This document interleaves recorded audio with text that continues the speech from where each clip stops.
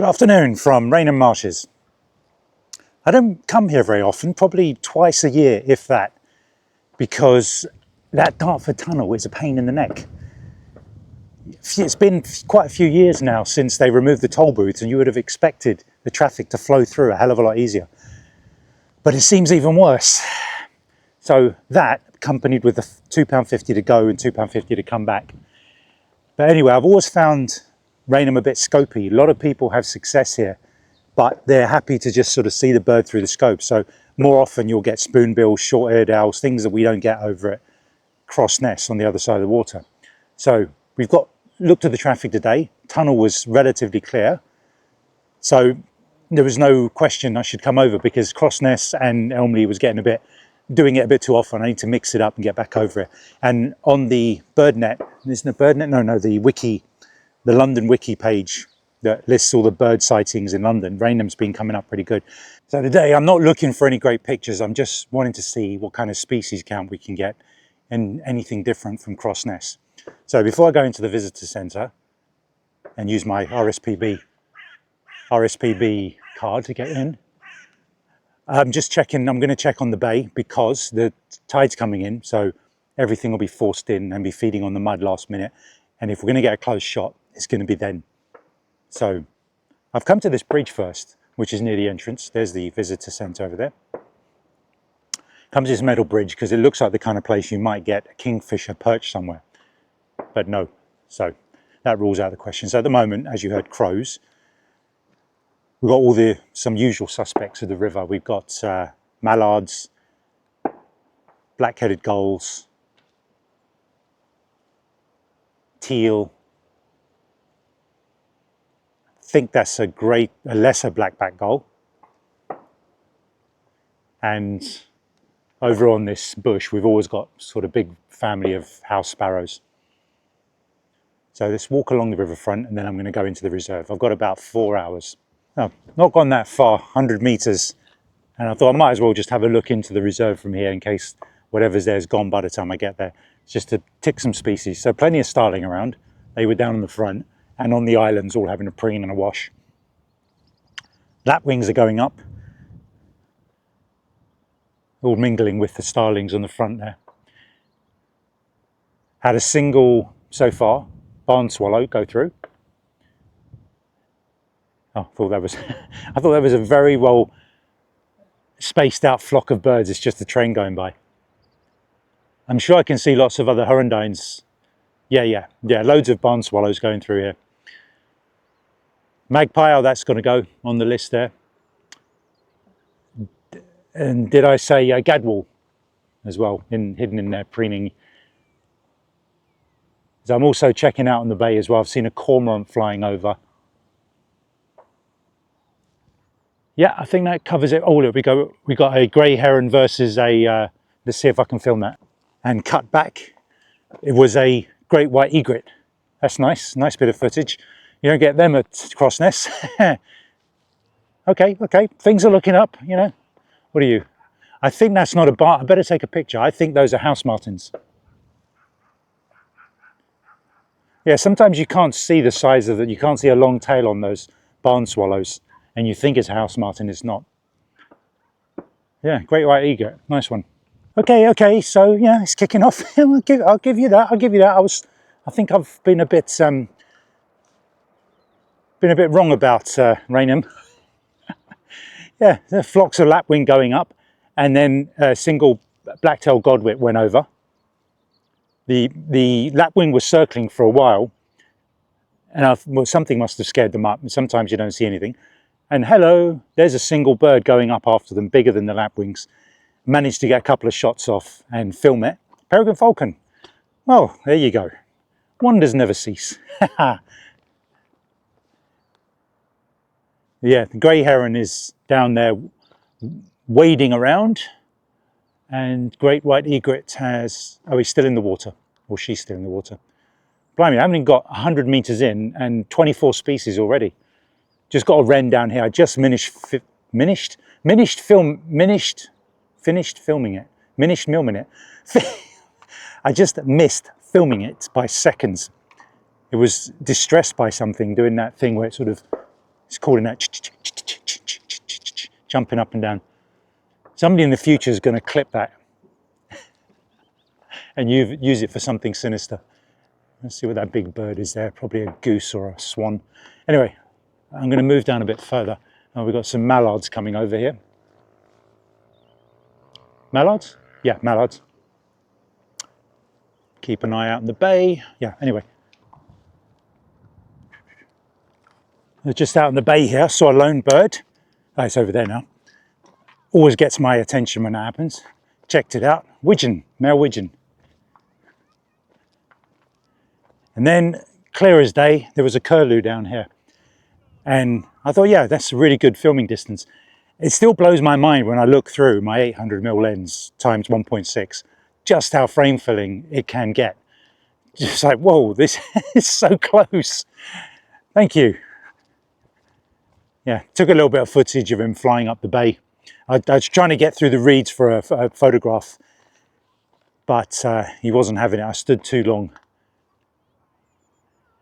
I don't know if you can hear, but I can hear a flock of long-tailed tits. No, it's quieting down now.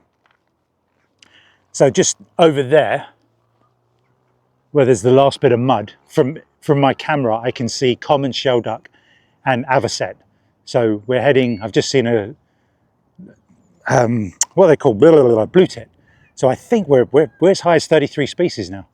So I'm going to go over there and film and get some footage, closer footage of them. And there's something big on the water as well there. Ooh. So I've got myself a bit closer. And yeah, common shelducks are plenty just out there on the bay. And then that's the flock of avocets. It's probably about 20 or so avocets. Yeah, I've had a good look. I don't think there's anything. A couple of more curlew up the end there with some tea on that, but I think we better get into the reserve now. The time is going to start flying, and we've got sort of a couple of miles, 2-3 miles to walk around with all the stops. So we're gonna call it quits there, I think, and get into the reserve. I think we're up to about 34 species now. Did I say meadow pipits? Yeah, I grabbed a rubbish photo because of the grey light, just for ID purposes. For the little trick I'm going to use from now on is it takes a long time to process photos, and it's horrible when I have to do the bad quality ones. So I don't want to put up JPEG straight from my phone because they'll look awful. So the trick I do, I think you saw this on my last video, is I'm going to put a smaller version in the corner, top corner of the screen to get away with. It's in this game, somebody said to me the other day, I'm impressed with how much content you can get out so quickly.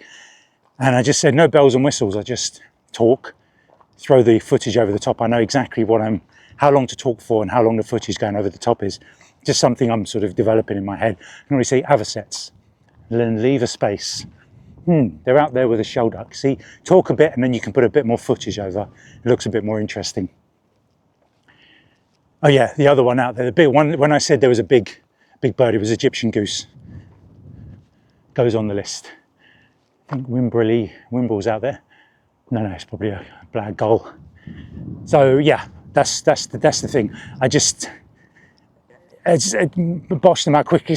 All the bells and whistles. I'm not a fan of B-roll stuff. I'm not a fan of kind of phone out the window, filming B-roll to go over the top. Music, I don't do music.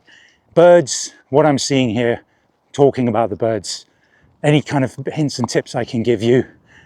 Yeah, I don't like, I think somebody, like I said, somebody did say to me, my approach is unpretentious. I'll take that. So just come into the main visitor centre and I'm going to have a look at the pool. And so far, to add to the list, we've got some Canada geese just down there. And there's a black-tailed godwit coming in. Yeah, a couple of black-tailed godwits landed, and there was it? Yeah, a black-tailed godwit and a couple of curlews landed. And in front of those was the pied wagtail. I'd heard one earlier, but now I know what species it is. Of course, there's going to be pied wagtails here. Then we got male and female shovelers moving around in different areas. One sleeping, one preening, one moving in the water. Grey heron flying in nicely. There, yeah, lots of teal and gadwall everywhere. Lapwing, starlings. Looks like a juvenile little grebe with a fish working on dispatching it before it swallows it. There's about 2 or 3 working in the water around here. Couple at the front near the hide, and couple over there. Just coming out of the marshland hide, and nothing much in there except a juvenile grebe, giving me great video and footage of it catching little fish. There's no end of, every time it came up it had little fish. Sometimes I think it brought up 2 because it dealt with one, then just dipped its head back in the water and grabbed one that was just floating there. Weird. But I mean, I came along the walkway here and there was one sitting just doing nothing, and I had to wait for the reeds to, I got one shot off, I had to fire off loads of shots and wait for the reeds to be in the right position out of the way. So yeah, some nice little grebe stuff going on there. We had a common buzzard fly over in horrendous lighting. Went into the main hide. I walked out after 30 seconds. I think possibly because there's so much activity in that one, nothing really comes close. Even though in that particular pool in front, there's lots of action. From previous trips, I know not much comes up to the front. Again, there's a lot of, that door, haven't done anything to that door for a while, so it still slams. I'm sure that can be adjusted not to slam, I don't know. But nothing in there at all. I mean, you can maybe get some close-up video of a gadwall or something. They're great. You've got some grey legs as well. I saw them from up there. I just forgot to mention them. Squadron of grey legs down here. Long-tailed tits up ahead. Blue tit. They're always together in a flock, aren't they? There goes one, long-tailed. Can we get that? Yeah, literally just a couple of seconds. I was just filming it to see if it lasted longer. It stayed there the whole time. I put my selfie stick down, put my tripod out so I could balance it, and then put my camera up. I can see, yeah, it's just long-tailed tits. I got some good stuff at Cross Ness a few months ago. Finally got the Reedlings. Yeehaw! Decent stuff with a female Reedling. Spent ages going along the edge of the reed in the water, picking up little insects, I presume, that are hopping around through the, you know, on the top of the water, on the surface of the water. So I had to sort of flick around, automatic manual focus, follow around. Eventually, I think she came around and jumped up eventually onto the grit tray. Then I definitely had to go manual focus because there was reeds going back and forth, and you'll see the focus intermittently going back and forth just to make sure I am focusing on the right bit. I'm having to still look through with my naked eye to judge through the view screen whether I'm in focus.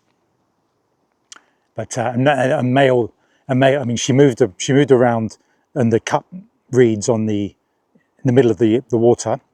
And some of those bits where I was videoing going, oh, I wish I had a photo of that bit, and I wish I had a photo of that bit. The bit where their legs are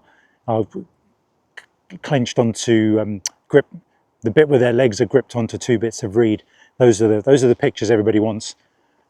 And eventually a male did show up, missed it. There was a reed, and I'll show you the photo. There was a reed in the way of its eye, and eventually he came back to the feeder tray for a couple of seconds, couldn't focus fast enough, and then I got some really awful footage of using manual focus as it moved around the reeds and the water level, and it was a pair. They went along together. Eventually they flew over the path and they made their way further out over here, a bit further south to where the grit tray usually is. I've got a, oh yeah, he's gone now. I was filming Mr. Heron over there, right up close, full frame. He was happy to let me do that for a second, and then all of a sudden he's gone. Stone chats, can you hear him? Yep. 2 stone chats. Let me get some video of that. Oh, just had some amazingly tame stone chats, a stone chat pair. Just before I left the Reedling area, there was at least 4, there were at least 4 stone chats in this one tree. Teal. I think I can see a nesting box all the way over there. I don't know this area too well. Somebody who's a regular will be able to tell me. But anyway, I just went in that hide there. at the western section. I don't know the name of the hides. Maybe I'll put it up on the screen. There was nothing in there except some teal and some shoveler. I was looking for some snipe, which I've seen there before on a different time of year. But those stone chats are really, I came out and one was on a tree about 20 meters away. And then it came to a closer tree about 10 meters away. And as I set myself up, I took a bit of video. And then I thought, let me, do the usual thing, sneak around. I've got to go that way anyway. Snuck round. And even though there was a couple of bits of branch in the way, and it was on a fence post, I managed to fill the frame. Female. Yeah, very, very tame. And I did, when it came really close, it landed on the very edge of the gate post. I did flick a photo to get a frame filling shot and missed it. But yeah, I'm more into the video now. I've got loads of pictures of stone chats. I need either stone chats flying, better light for that, or I want some behavior. So I filmed it for a bit more. I can use the back button focus to hold the focus so it stays on the eye line area and doesn't defocus onto the branches around it while I'm looking at it. And then I filmed it as a pair in the tree for a little while. And we're just being a little bit tight on time now. I'm sure that's an hour away. We can make that. I'm sure we can make that. I'd like to add a marsh harrier to my list today. So we finished with a tally of 51 species. Sorry. No, yeah. We got a late marsh harrier, though, pretty much the last new species of the day to go on the list. Gave a flyby. I thought it was going to send everything up from the front of the main hide, but it didn't. Everything stayed chill. So, but yeah, just flew off. I thought it might do a circle, but it didn't. I mean, the weather's turned really grim. I don't know how the phone is making it look, but it's grey, it's drizzly. I'm having to use a cover on my camera now. But we got there's some swans, 3 swans around the northern section. I would say if you did come here, the northern section is pretty quiet. If any of those species that are up there, you will get mostly along the bottom. The best parts here, the eastern section is all pathway and trees. I think in the past you might see some redwing in there. If you're lucky, they'd be very jumpy though. So I'd say if you come here, probably spend most of your time around the southern and the western section. The 2 to 3 hides, the grit tray for the Reedlings. Didn't film it, but also pheasant. And also, finally, some snipe. Several of them jumping around the main area here in different islands. So yeah, that bulks up the list to a nice 51. And I'm sure there's little things fit. I mean, there's a few things like great tits I haven't seen that could help bulk up the list. But 51, that's for a grim day. 3 raptors, the beardies. Yeah, that's good. Yeah, I mean, if it wasn't for that Dartford tunnel, I definitely would be here much more often. But that tunnel is a pain in the neck. And I mean, yeah, it's £5, £2.50 to go through, £2.50 to go back, but then it costs 15 quid to get to Elmley and diesel return trip.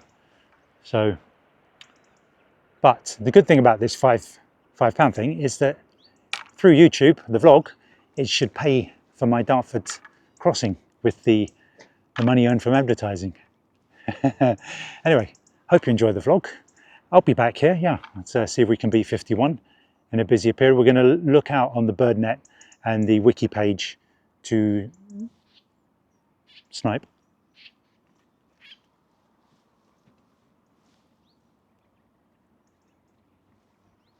Yeah, 2 more snipe.